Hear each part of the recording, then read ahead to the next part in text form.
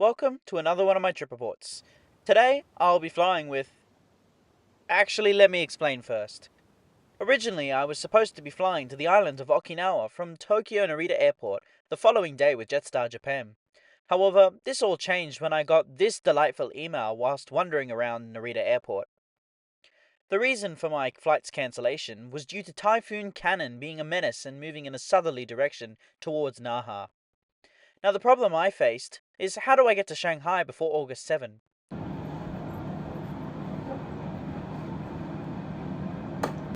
Well, I have some work to do. To cut a long story short, I managed to find a flight to Shanghai arriving on August 6 flying with Vietnam Airlines via Ho Chi Minh City for relatively cheap. The only problem I faced after that was how was I supposed to get to Osaka the following morning? So on to Google Flights to find a viable option. I spent nearly 45 minutes chatting with a friend over the phone to discuss my options, to which there are actually very many. I initially narrowed it down to 3 flights, as there were others that were way too close to departure, sold out or too expensive. I narrowed it down further to 2 flights, and frankly I didn't really want to fly on a budget airline. Therefore the best choice was the 9 PM ANA flight, and not only that, it's aboard a 767. However, I'm on the other side of Tokyo, as this flight departs from Haneda. So, in order to not bore you, I'm skipping all the way to the other side of Tokyo, which was a 2-hour nightmare.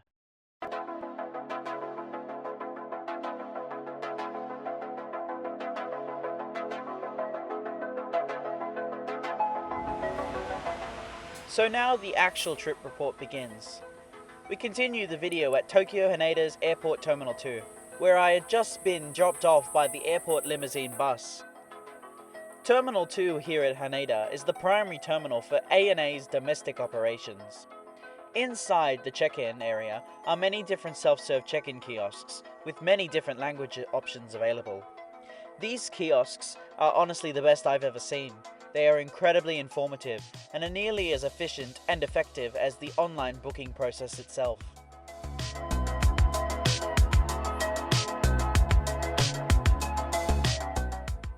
After receiving my boarding pass, I moved over to the self-serve bag drop facilities. There were ANA staff everywhere and were more than happy to help, even though this particular staff member that helped me couldn't speak English properly.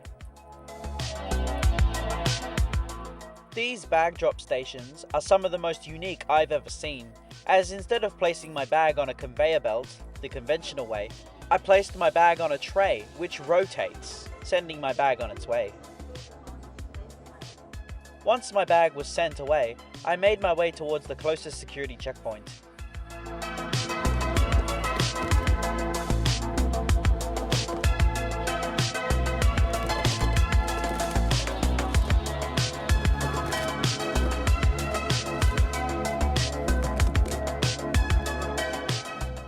Upon arriving at security, I was told to head toward checkpoint further down the building, as it was closer to my gate. Once I had cleared security, I made my way inside the only shop that was still open in order to grab a quick bite to eat. I found and bought myself a cheap bento box, which I stuffed into my bag for later.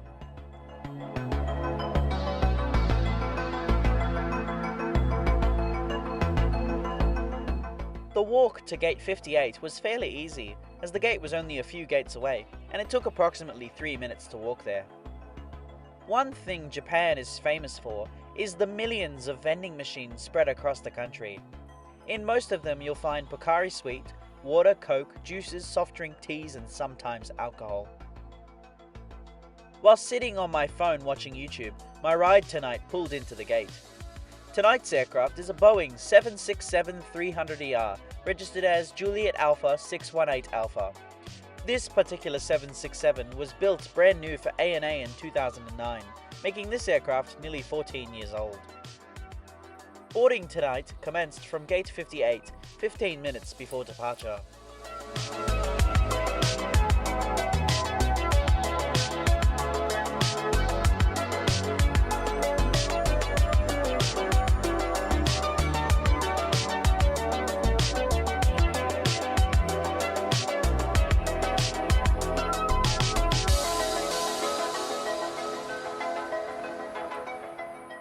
ANA's 767s are in a two-class configuration, with 10 business class seats arranged in a bizarre 212 configuration, and 260 economy class seats in a more standard 232 configuration. Tonight I shall be seated in 16 kilo.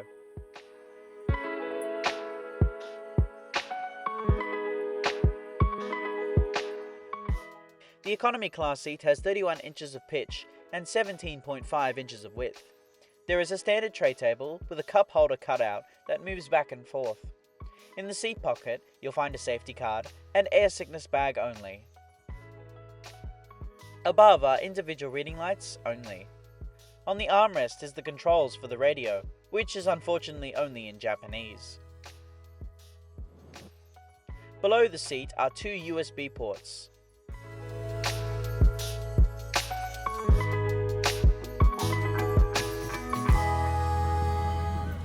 We pushed back from gate 58, 5 minutes behind schedule.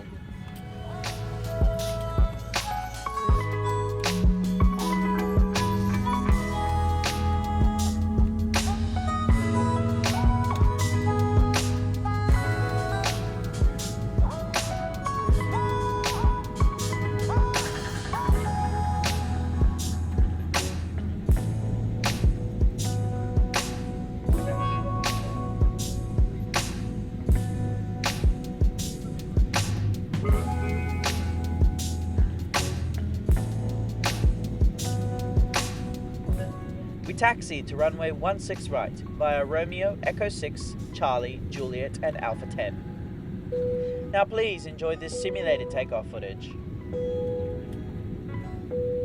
Ladies and gentlemen, we are now ready for takeoff. Please make sure that your seatbelt is securely fastened. Thank you.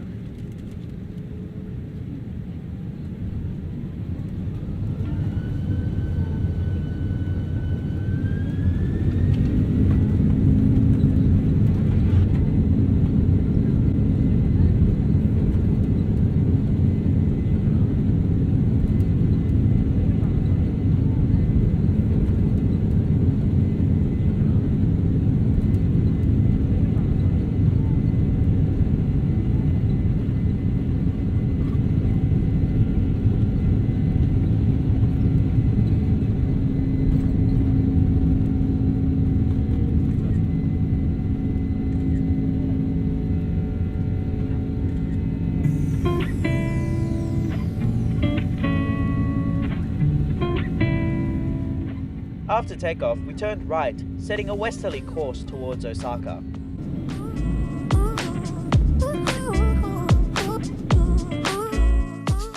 Flight time tonight is 1 hour and 1 minute, covering a distance of 387 miles or 623 kilometers, cruising at 28,000 feet.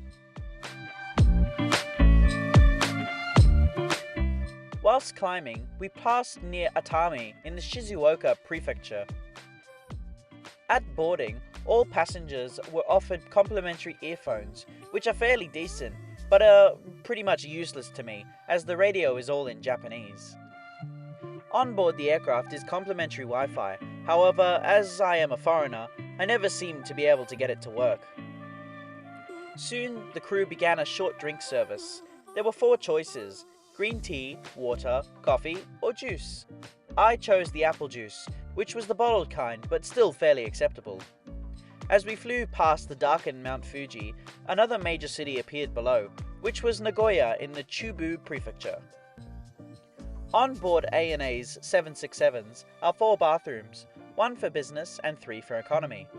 Inside is a fairly large floor space with everything you'd expect to find, in addition to scented hand soap. As I returned to my seat, I got an aerial glimpse of Osaka, our destination, to which we flew straight past.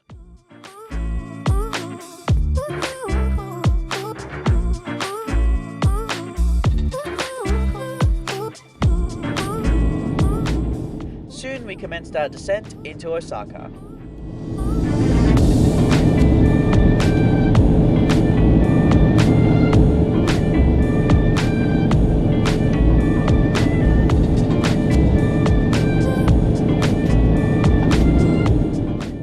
Just like at takeoff, my footage was corrupted due to an issue on my GoPro SD card. Therefore, I have replaced this footage with simulated footage.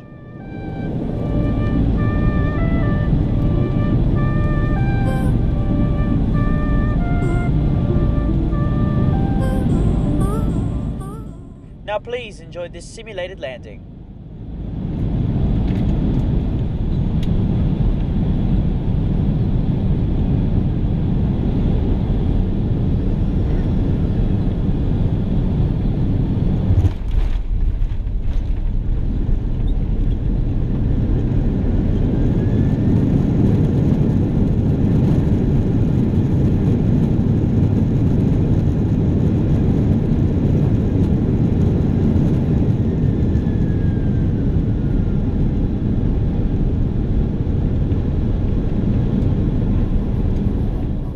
After landing, we taxied back to the terminal via Alpha 8, Echo 8, Lima, and Echo 7.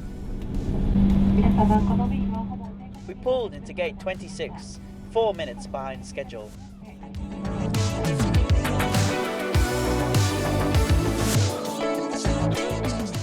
This was my first time flying on board a Japanese carrier. ANA's 767 economy class product is honestly a great way to travel domestically across Japan. The hard product is excellent, with fairly good legroom and an overall comfortable, decently padded seat. I understand the reason for no in-flight service, as not only was it a bit late, but the flight was super short, relatively speaking, and feeding over 250 passengers in the span of an hour is just not ethical, nor possible.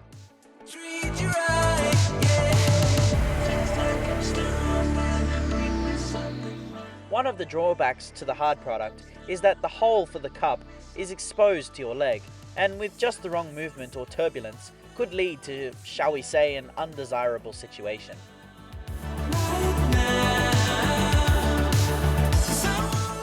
As the 767 is a relatively old model, this aircraft has no in-flight entertainment, which is a little bit of a letdown, but I don't really think I would have needed it considering this flight was only an hour.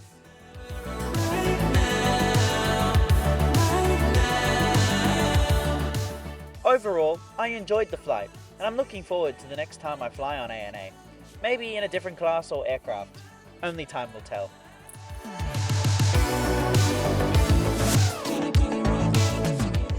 Thank you so much for watching this video.